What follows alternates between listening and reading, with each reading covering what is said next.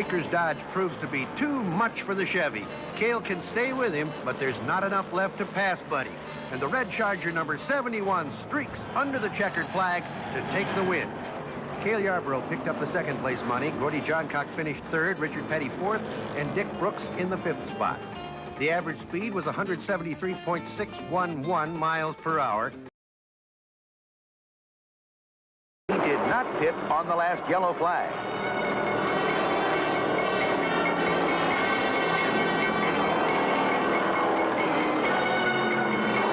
Down off the high bank, fourth turn for the last time, and Cuckoo Marlin takes the checkered flag. Herschel McGriff finishes second. A.J. Foyt is third. David Pearson's try for the fuel economy run cost him a top spot. He finishes ninth. Number 43 under the white flag with one more lap, and it's all his.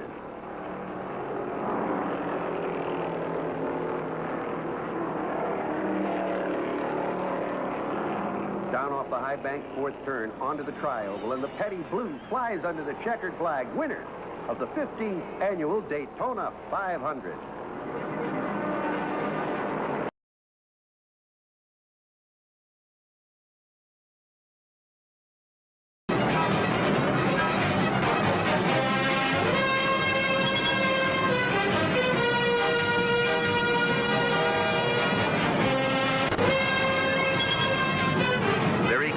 Checkered flag snaps down over the Mercury, number 21, and David Pearson wins the 8th annual Carolina 500. Cale Yarborough finishes second, Buddy Baker third, and Bobby Allison takes the fourth place money. He's led this one from the very start, and I think that even if the engine blew right now, he has enough of a lead to coast home in front of the field.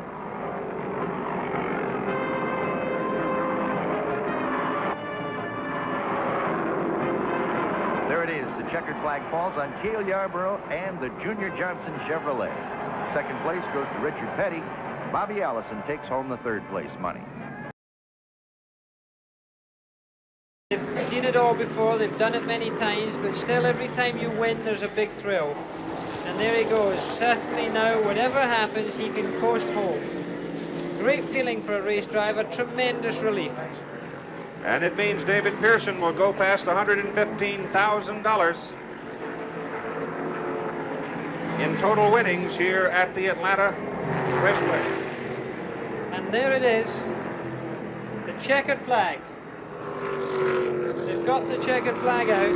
Buddy Baker and Cale Yarborough banging each other as they came down across the start-finish line, but it was a battle for fourth place is what it was. And there's Bobby Isaac taking second place. A great performance. The small engine car doing the job. And there you have your third place man, Benny Parsons.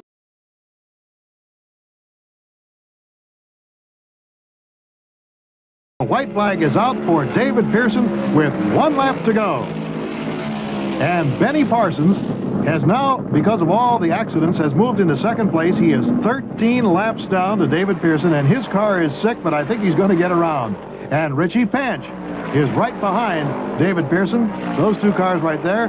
Richie, one of the rookies here today, still out there racing, and he's in about 15th spot right now. There's the checkered flag, and the fans are wildly cheering for their hero, David Pearson, who has won 3 Rebels before, but never at the 500-mile distance.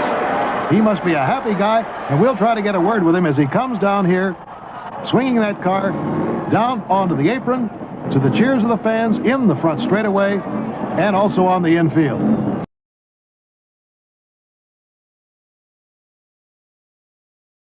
There goes another one.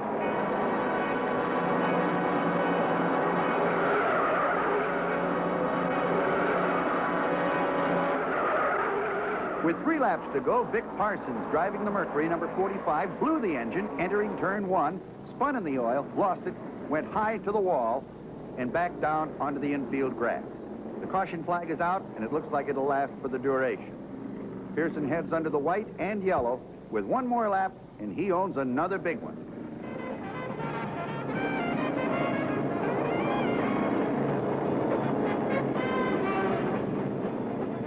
David is second only to the pace car as he follows it down the tri-oval and under the checkered flag. Even though the race finished under the yellow, Pearson had little or no competition, having a full lap lead over second-place contender Donnie Allison. Third went to number 72, Benny Parsons. Clarence Lovell took fourth, and Cecil Gordon fifth.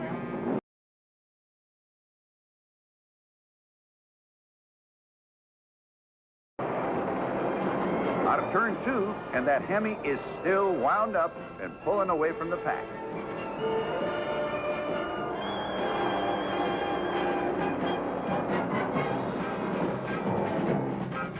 Onto the front chute. After 400 laps, Buddy Baker slides his Dodge Charger under the checkered flag, winner of the world's longest stock car race.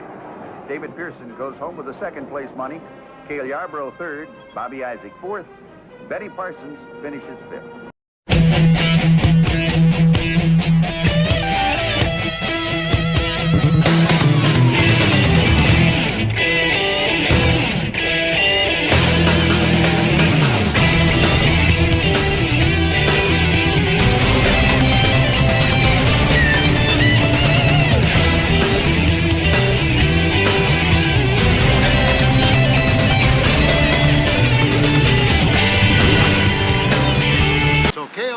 Up a bit. He knows that he can't stroke it and hope to beat the leading money winner on the circuit.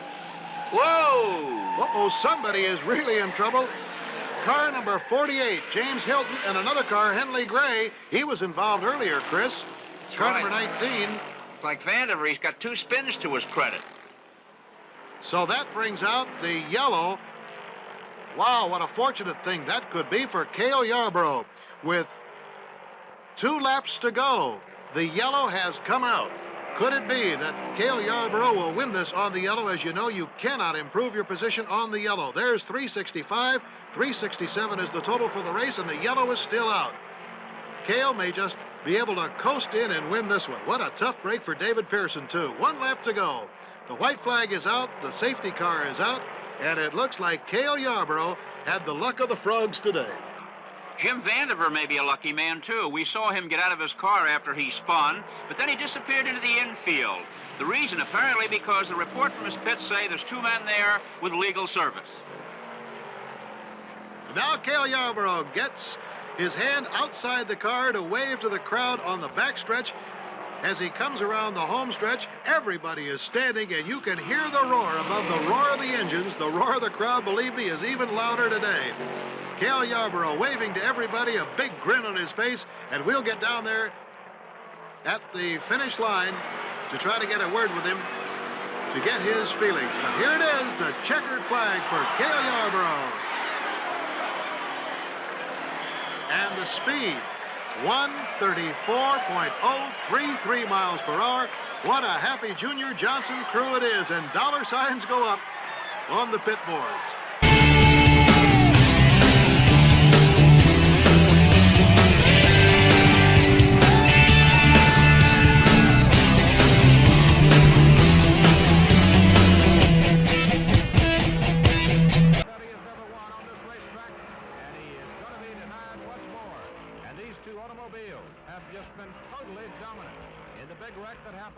Took out David Pearson and Charlie Glotzbach.